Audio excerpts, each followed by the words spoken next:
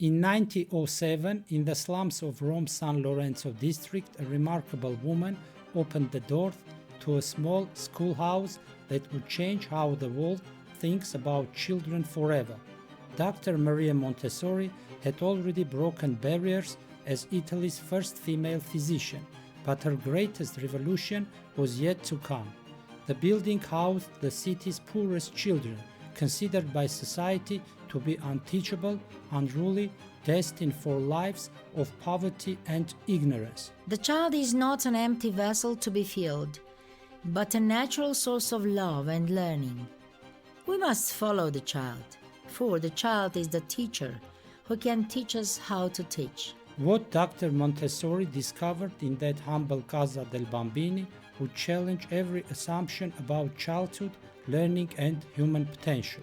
Within months, these supposedly unreachable children were demonstrating extraordinary capabilities, deep concentration, self-direction, spontaneous discipline, and an insatiable hunger for learning.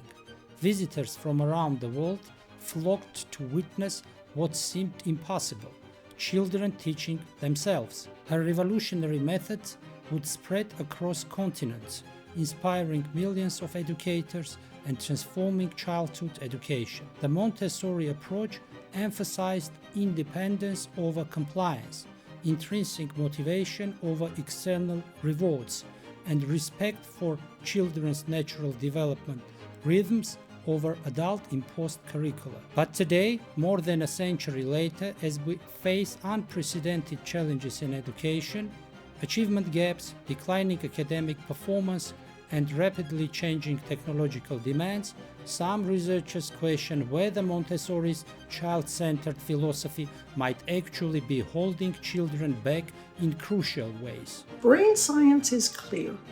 Discovery learning fails for complex academic content. When we ask children to rediscover what humanity took centuries to develop, we're doing them a profound disservice, especially those who depend most on schools for systematic instruction. The stakes of this debate couldn't be higher.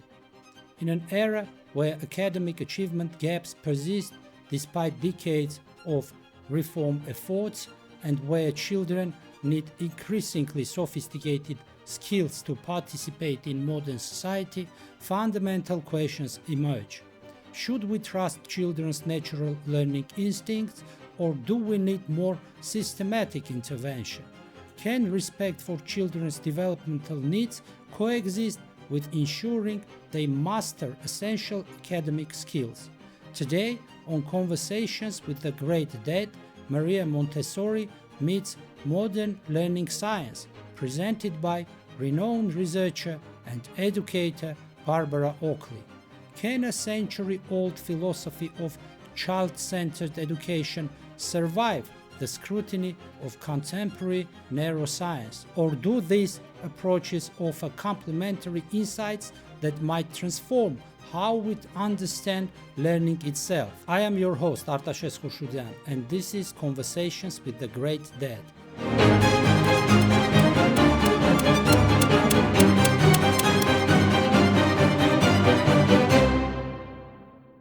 Today, we are exploring one of education's most fundamental and enduring questions.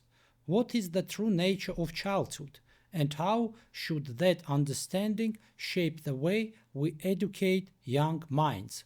This conversation reaches beyond pedagogy into philosophy, psychology, and neuroscience. It touches every parent who has watched their child's natural curiosity flourish or wither in school, every teacher who has struggled to balance individual needs with systematic instruction, every policymaker grappling with how to ensure all children receive the education they deserve. I am joined by Dr. Barbara Oakley, professor of engineering at Oakland University and a leading researcher in learning science, whose work on how the brain acquires knowledge has influenced millions of learners worldwide through her courses and writings on effective learning strategies. And we are honored to welcome across time Dr. Maria Montessori herself, physician, educator, and revolutionary thinker whose observations of children transformed educational practice and continues to influence how we understand child development today.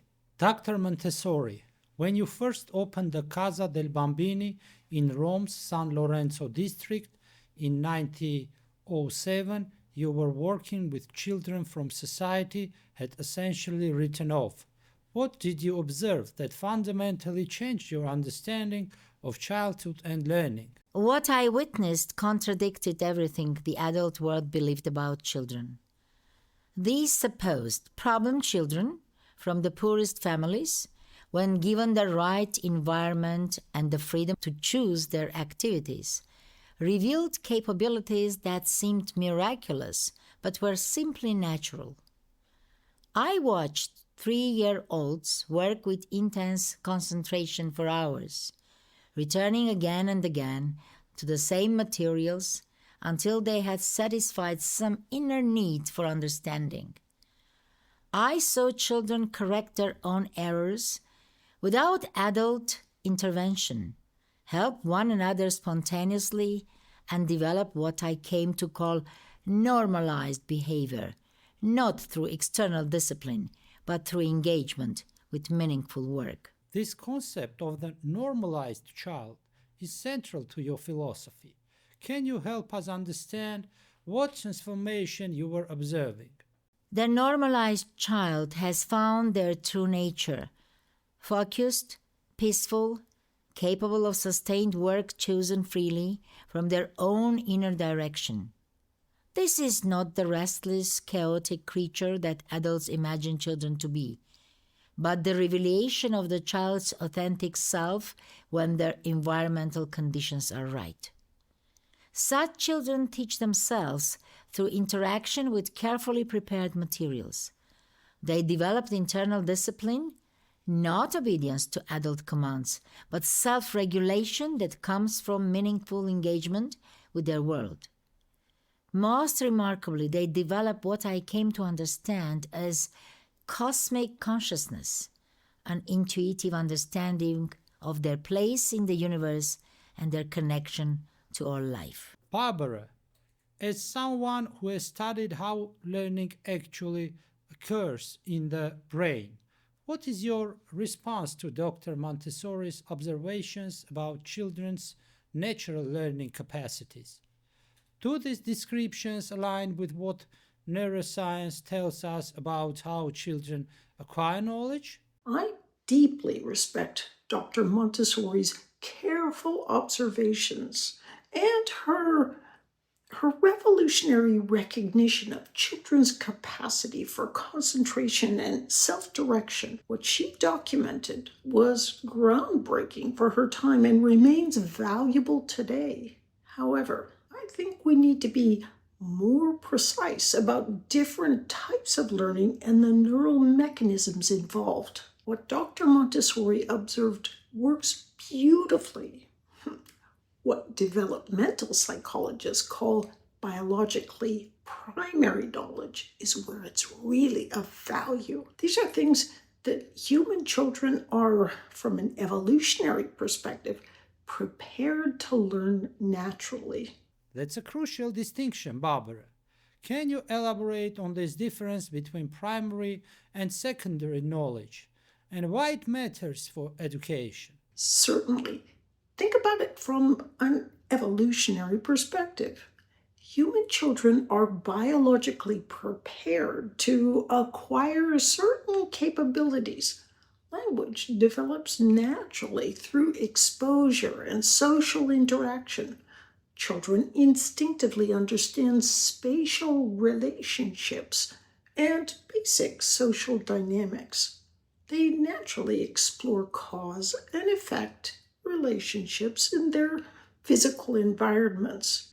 But biologically secondary knowledge, that is, things like reading, formal mathematics, abstract scientific concepts, written language, these are recent cultural inventions. The human brain has no specialized neural circuits for learning algebra or phonetic decoding or chemical formulas. These skills require different learning mechanisms than the natural discovery-based approaches that work so well for primary types of knowledge. But this mechanistic view underestimates the mathematical mind of the child. I have observed 3-year-olds working with the golden beads, naturally discovering the decimal system through their hands, their senses.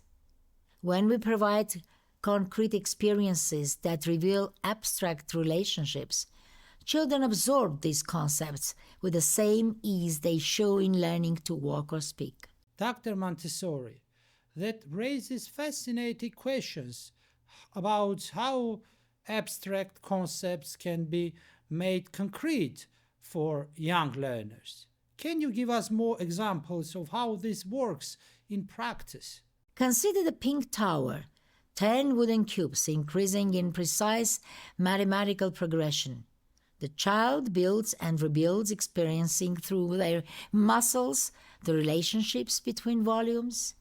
Later, this sensorial experience becomes the foundation for understanding geometric progression, cubing mathematical sequences.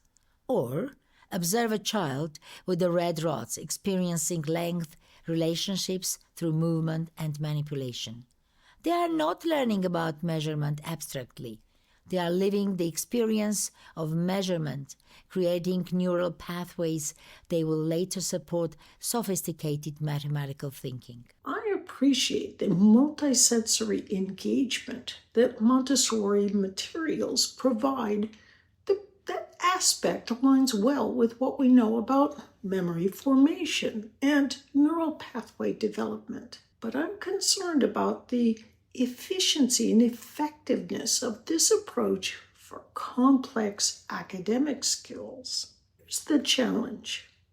While a child might eventually discover certain mathematical relationships through extended manipulation of materials, research shows that explicit instruction, followed by guided practice, is far more efficient for building the automated knowledge that supports higher order thinking. Barbara, can you give us a specific example of where you think this efficiency gap becomes problematic for children's learning outcomes? Take reading, perhaps the most crucial academic skill we need to ensure that all students can master. Dr. Montessori believed that children would naturally discover phonetic patterns through sandpaper letters, movable alphabets, and exposure to text. The child traces letters while engaging multiple senses simultaneously. While this multisensory approach has value, decades of reading research shows that explicit, systematic phonics instruction is far more effective for most children, especially those at risk for reading difficulties. A child might spend months or even years trying to discover phonetic patterns that could be taught systematically in weeks. You speak of reading as if it were merely a mechanical process of decoding symbols. This reduces the miracle of human communication to drill and repetition. When a child traces the sandpaper letter while saying its sound, they are creating a living connection to language, not the dead recitation that comes from mechanical instruction. Reading emerges naturally when the child is ready, when their hand has prepared their mind through writing, when their ear has been sensitized to the sounds of language. To force this process is violence against the child's natural development. This seems to get to a fundamental disagreement about the nature of readiness and timing in learning. Dr. Montessori, your concept of sensitive periods suggests there are optimal windows for different types of learning. How does this relate to academic skill acquisition? The sensitive periods are not my invention. They are observable phenomena in human development. Just as there is an optimal time for language acquisition in early childhood, there are sensitive periods for order, for movement, for small objects, for social relationships. A child in the sensitive period for language absorbs vocabulary effortlessly, delights in new words, creates their own linguistic experiments. A child in the sensitive period for order will spend hours organizing and categorizing, finding deep satisfaction in creating systems and patterns. When we work with these natural rhythms, learning happens joyfully and permanently. When we impose instruction that contradicts these developmental needs, we create the very problems that systematic instruction claims to solve: resistance, boredom, and superficial learning. I don't dispute that children have developmental windows where they're particularly receptive to certain types of learning. But neuroscience shows us that for biologically secondary knowledge, like reading and formal mathematics, these windows are much broader than Montessori suggested, and they require specific types of practice to be effective. The brain's plasticity means children can learn academic skills across a wide age range, but they need explicit instruction and deliberate practice to build the neural pathways that support fluency and automaticity. Barbara, let's explore this concept of automaticity more deeply. Why is it important for certain skills to become automatic, and how does this relate to children's capacity for creative and critical thinking? This is crucial for understanding how expertise develops. Working memory, our conscious processing capability, is quite limited. When children have to use all their cognitive resources figuring out basic procedures, they have no mental capacity left for creative problem solving or critical analysis. Consider mathematics. A child who has an automated basic arithmetic set of facts can focus their attention on understanding complex word problems, recognizing patterns, or developing creative solution strategies. But a child who's still counting on their fingers for basic kinds of addition is cognitively overwhelmed before they even get to the interesting mathematical thinking. Reading works much the same way. Fluent readers have automated word recognition to the point where it doesn't require any kind of conscious attention. This frees their mind to focus on comprehension, analysis, and interpretation. Struggling readers use so much mental energy on decoding that they often can't remember what they read. This instrumental view reduces knowledge to mere tools disconnected from purpose and meaning. You would create children who can perform calculations quickly, but they have no understanding of the beauty and wonder of mathematical relationships. I have observed children working with the multiplication bead board for hours, not because an adult demanded repetition, but because their inner teacher drove them to explore every aspect of this mathematical operation. They developed not just fluency but deep comprehension of what multiplication means in the world. Dr. Montessori, that raises important questions about motivation and engagement. Your approach seems to assume that children will naturally choose to engage with essential academic content when they are developmentally ready. But what about children who don't show interest in certain areas or who prefer to avoid challenging material? This reveals a misunderstanding of the prepared environment and the role of the directress. The Montessori classroom is not a place where children do whatever they please. It's carefully designed to attract the child to meaningful work. The directress observes each child closely, noting their interests and developmental needs. She presents new materials when the child shows readiness, creates connections between the child's passions and essential learning, guides without forcing. A child fascinated by insects might be led to mathematics through measuring caterpillars, to language through writing observations, to geography through studying migration patterns. I appreciate the individualized attention and the attempt to connect learning to children's interests.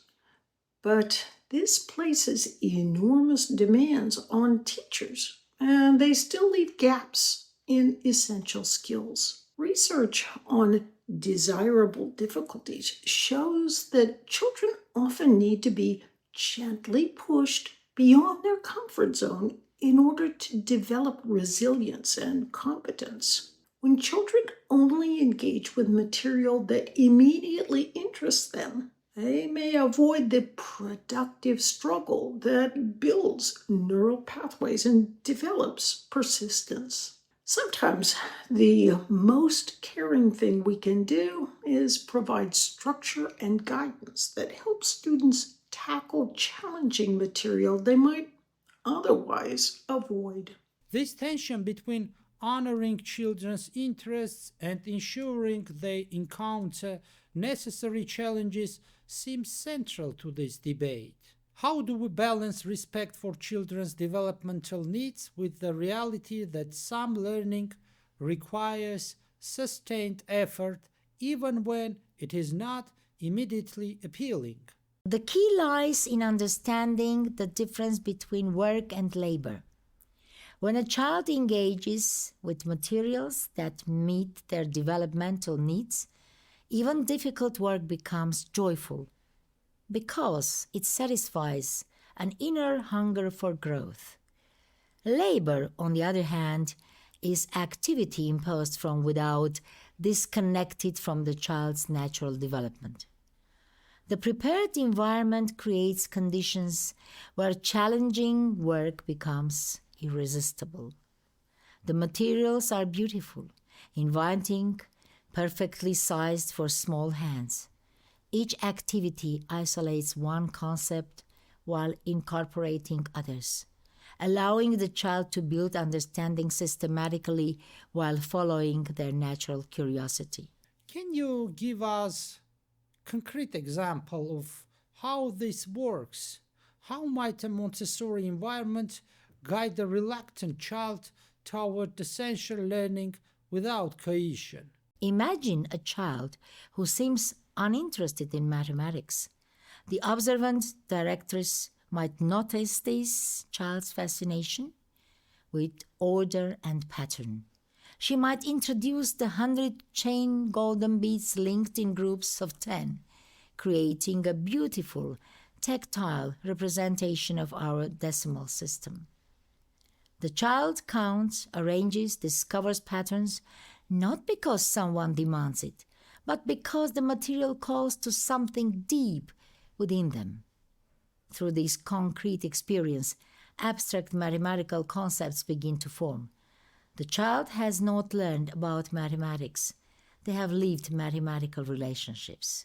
I love the thoughtful design of Montessori materials and the attention to making abstract concepts concrete. But I'm concerned that this approach may not be sufficient for children who need more explicit guidance or who come from backgrounds where they haven't developed the foundational skills that make self-directed learning possible. Consider the child who enters school without strong language development or whose family hasn't provided much early learning experience. This child may not have the background knowledge or learning strategies to benefit from discovery-based learning. They may need more systematic, explicit instruction to level the playing field. Barbara, this raises crucial questions about equity and access. Are you suggesting that Montessori approaches might inadvertently advantage children who come to school with certain cultural and educational privileges? Unfortunately, yes. Research on discovery learning consistently shows that it can widen achievement gaps rather than narrow them. Children from educated families often get explicit skill instruction at home to supplement their discovery based school learning. They have parents who can fill in gaps and provide the academic support that makes self directed learning successful. Meanwhile, children from disadvantaged backgrounds who most need school to provide systematic instruction in essential skills may struggle in environments that assume they'll naturally discover what they need to know. The achievement gap widens rather than narrows. This criticism reveals a profound misunderstanding for authentic Montessori practice. True cosmic education begins with the child's own experience, but expands their world far beyond what they bring from home. A child from a poor neighborhood studying their community's history encounters geography, economics, social justice, literature. A recent immigrant exploring their family's journey engages with multiple cultures, languages, and ways of understanding the world. The prepared environment provides what the child's home environment may lack, but does so through their own experience rather than imposing external demands. Dr. Montessori, that's a beautiful vision. But how do we ensure that this individualized, experience based approach actually results in children mastering the specific knowledge and skills they will need for future academic success? You assume that knowledge and skills can be separated from understanding and wisdom. The child who truly understands mathematical relationships can solve any computation problem. The child who has developed a love of language will read voraciously and write with clarity. The child who has learned to observe and classify will excel in any science. We must trust in the child's natural drive toward perfection, toward completion, toward mastery. When we provide rich experiences and then step back, children consistently surpass our limited expectations of what they can accomplish. I admire that trust in children's capacity, but I think we need to be more systematic about ensuring that trust is well-founded. Children do have natural drives to learn, but they also depend on adults to provide the cultural knowledge and skills that aren't naturally acquired. When we fail to teach essential academic skills explicitly and systematically, we're not respecting children. We're potentially limiting their future opportunities. The child who doesn't learn to read fluently, regardless of how much they love books, will struggle in virtually every academic subject. Assessment should be continuous observation of the child's development as a complete human being. We should ask, is this child becoming more confident, more curious, more capable of sustained concentration? Are they developing independence, responsibility, care for their environment and community?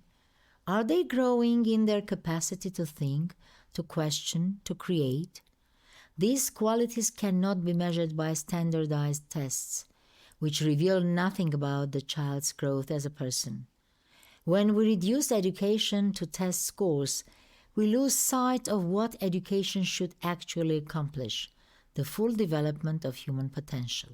But Barbara, in today's educational climate, there is enormous pressure for accountability and evidence that schools are effectively serving children. How do we balance this need for measurable outcomes with recognition of the broader developmental goals that Dr. Montessori describes. I share concerns about over-testing and narrow accountability measures. The current obsession with high-stakes standardized testing has distorted education in harmful ways. But I think some form of objective assessment is essential to ensure children are actually acquiring crucial skills.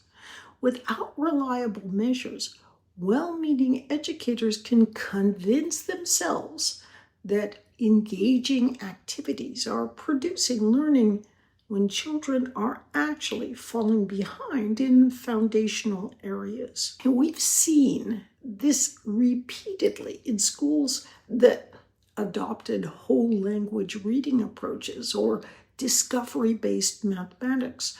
Children seemed engaged, but many weren't developing essential competencies. You speak as if education were a factory that should produce standardized outcomes. But each child is unique, with their own gifts, their own timeline of development, their own path toward understanding.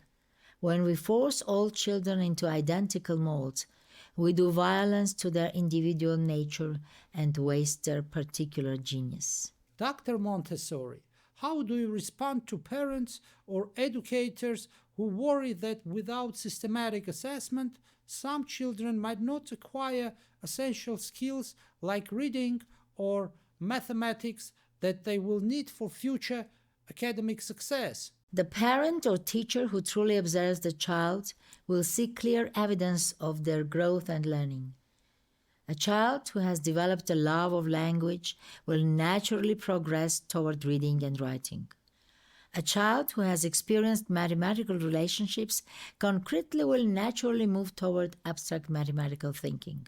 But this requires adults who understand development, who can recognize the signs of readiness, who trust the child's inner teacher. It cannot be reduced to checklists or test scores. I appreciate the emphasis on observation and understanding individual children, but research shows that even well-trained teachers can have blind spots about student learning, especially in areas where they lack deep content knowledge. For instance, teachers might recognize that a child is engaged with reading activities but miss subtle signs of phonemic awareness deficits that will create problems later on. Objective assessments can reveal these issues early when interventions are more effective. Barbara, this raises questions about teacher preparation and expertise. What kind of training do you think teachers need to effectively implement either approach Montessori's observational methods or systematic instruction? Both approaches require sophisticated teacher knowledge, but in different ways. Montessori teachers need deep understanding of child development, keen observational skills, and the ability to create rich learning environments and guide individual children's explorations. Teachers implementing systematic instruction need strong content knowledge, understanding of learning progressions, and skill in explicit teaching methods. Ideally, teachers would have both sets of capabilities, the ability to provide systematic instruction when needed, and the flexibility to adapt to individual children's developmental needs and interests. The Montessori directress must be a scientist, observing without prejudice, allowing the child to reveal their true nature. This requires extensive preparation, not just in educational methods, but in understanding human development, the cosmos, the interconnectedness of all knowledge. Most importantly, the directors must learn humility, to step back, to trust, to follow the child rather than imposing adult agendas. This is perhaps the most difficult skill for adults to develop, as it requires abandoning the illusion of control. This question of adult control versus child autonomy seems central to your philosophical differences. How do we navigate the balance between providing necessary guidance and respecting children's agency in their own learning? The cosmic vision teaches us that each child is a unique expression of human potential, with their own gifts to contribute to our world.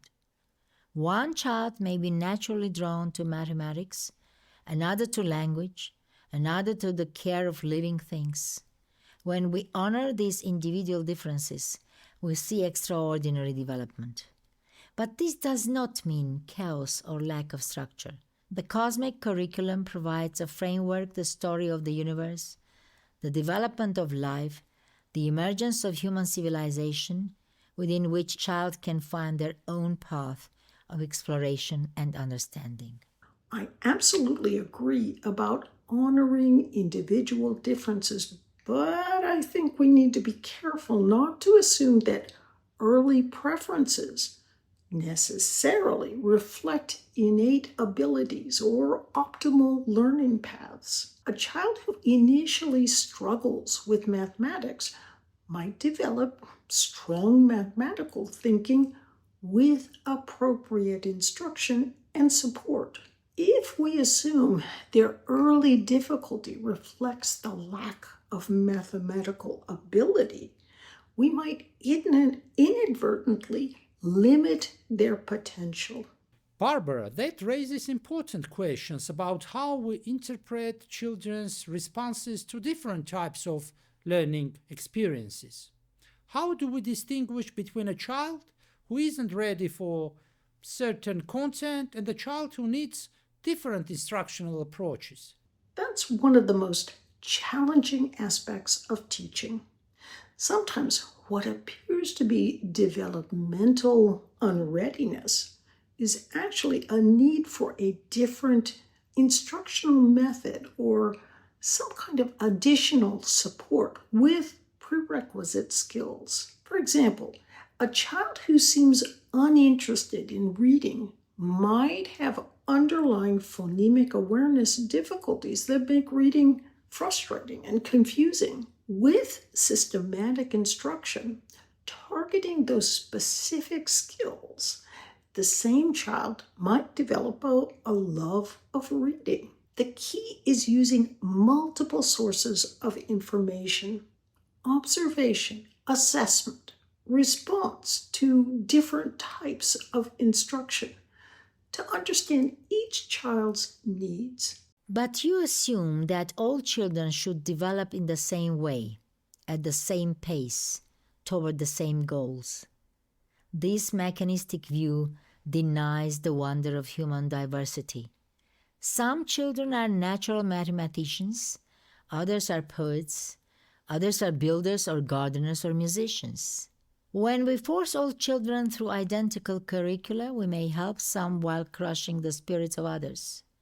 The cosmic education honors each child's unique path while ensuring they understand their connection to the whole. Dr. Montessori, how do you ensure that honoring individual differences doesn't result in children missing essential knowledge or skills they will need regardless of their particular interests or talents? The cosmic stories provide the great framework within which all knowledge connects. When children understand the story of the universe, how stars formed, how life emerged, how humans developed language and mathematics and art, they see that all knowledge is interconnected. A child fascinated by plants will naturally encounter mathematics in measuring growth, language in recording observations, geography in studying plant distribution, history in learning about agriculture. The connections emerge organically from genuine interest rather than being artificially imposed. I love the integrative approach and the sense of wonder that cosmic education creates. But I worry about the assumption that essential skills will emerge naturally from following children's interests. Some skills, like phonemic awareness, mathematical fact fluency, or systematic thinking strategies may require focused practice, even if they don't emerge from a child's immediate interests. The question is how to provide this focused instruction while still honoring the child's developmental needs and curiosity. This tension seems to reflect deeper philosophical differences about human nature and development. Are these approaches necessarily incompatible, or might there be ways to combine insights from both perspectives? I think there's more common ground than might initially appear. Both approaches recognize that children are active learners who deserve respect and individualized attention. Both value deep understanding over superficial knowledge. The question is how to achieve these shared goals most effectively. Perhaps the key is understanding when different approaches are most beneficial. Montessori's methods might be ideal for developing foundational attitudes towards learning, social skills, and broad conceptual understanding. Systematic instruction might be essential for building specific academic competencies that support advanced learning. Any attempt to combine these approaches reveals a fundamental lack of trust in the child's capacity for self-education. You would give children freedom when convenient and impose control when academic demands rise. This sends the contradictory message that meaningful learning requires adult force. Dr. Montessori, as you look at contemporary education with its emphasis on standards, testing, and accountability, what concerns you most about current practices? I am deeply concerned that we have lost sight of the child as a complete human being. When education becomes focused solely on academic performance measured by tests, we forget that we are nurturing future citizens, creators, lovers, parents, complete human beings who will shape our world. The standardization of education is particularly troubling. Each child is unique, with their own gifts and timeline of development. When we force all children into identical programs, we waste human potential on an enormous scale. I share these concerns about overstandardization and the narrowing effects of high-stakes testing. But I think the solution requires combining respect for the individual's development with effective instructional practices based on learning science. We need educational approaches that are both systematic enough to ensure that all children master essential skills and flexible enough to honor their individual developmental needs and interests. As we look toward the future, what would each of you want educators, parents, and policymakers to understand about how children learn and develop? Above all, that the child possesses an inner teacher more powerful and wise than any adult instructor. Our role is to prepare environments where this inner teacher can work, to observe and follow the child's natural development, to trust in their innate drive toward perfection and understanding. When we truly see the child not as an empty vessel to be filled or a wild creature to be tamed, but as a spiritual being undergoing the sacred process of self-construction, education becomes a collaboration between adult and child in service of human potential. The children deserve both respect for their developmental needs and access to the most effective instructional methods we can provide. Learning is complex with different mechanisms for different types of knowledge. Our obligation is to use the best available evidence to help all children reach their full potential. This means continuing the wisdom of careful observation with the insights of learning science, honoring both children's natural curiosity and their need for systematic skill development. What strikes me is that both of your approaches, despite their apparent differences, reflect deep care for children and commitment to their success. The question isn't whether to care about children's well-being and development. It is how to define that well-being and what practices best support it. Today's conversation has illuminated one of education's most profound and persistent tensions, the balance between honoring children's natural development and ensuring they acquire essential cultural knowledge and skills. Dr. Montessori's vision of the child as a natural learner capable of self-direction and deep concentration fundamentally changed how we think about childhood and education. Her insights about sensitive periods, prepared environments, and respect for children's developmental rhythms continue to influence educational practice worldwide. Her cosmic perspective, seeing each child as part of the great human journey, connected to all life and responsible for the future of our world, offers a compelling vision of education's ultimate purpose, not just academic achievement, but the full development of human potential. Yet, Dr. Oakley's research challenges us to consider whether discovery-based methods serve all children equally well across all domains of learning.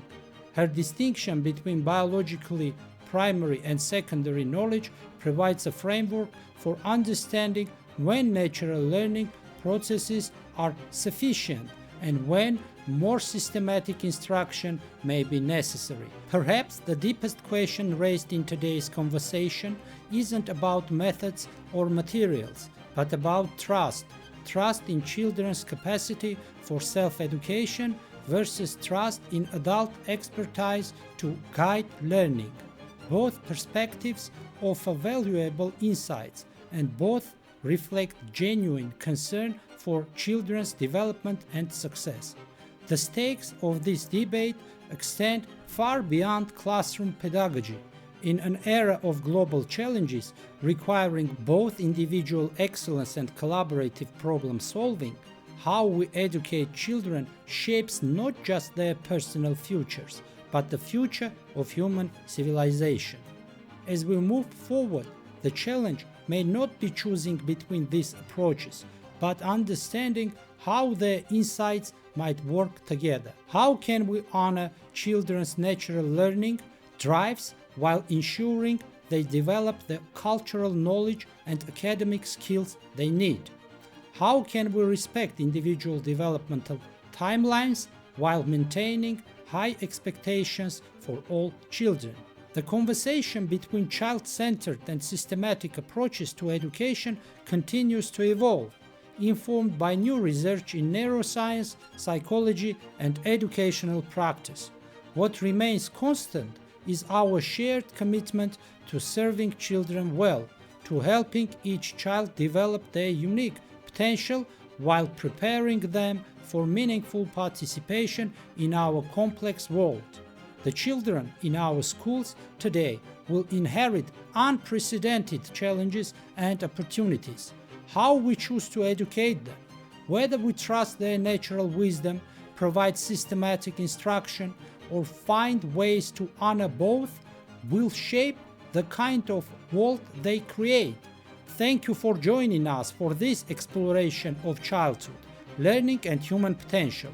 The questions we have raised today have no easy answers, but they deserve our continued attention and reflection as we work to create educational experiences worthy of every child we serve. Dr. Maria Montessori's insights today draw from her extensive writings, particularly The Absorbent Mind, The Secret of Childhood, and her lectures on cosmic education. Her revolutionary approach to education continues through the Association Montessori Internazionale and thousands of schools worldwide that carry forward her vision of respecting the child as a natural learner. Dr. Barbara Oakley's perspectives come from her pioneering research on learning and cognition, including her influential books, A Mind for Numbers and Learning How to Learn. Her work bringing neuroscience and education has reached millions of learners globally and continues to inform evidence-based teaching practices. The tension between child-centered and systematic approaches to education represents one of the field's most important ongoing conversations, with dedicated practitioners on all sides working toward the same fundamental goal: helping every child reach their full potential as learners and human beings. This has been Conversations with the Great Dad. Until next time, continue questioning, continue learning, and remember, the most important conversations often bridge not just different perspectives, but different understandings of human nature itself.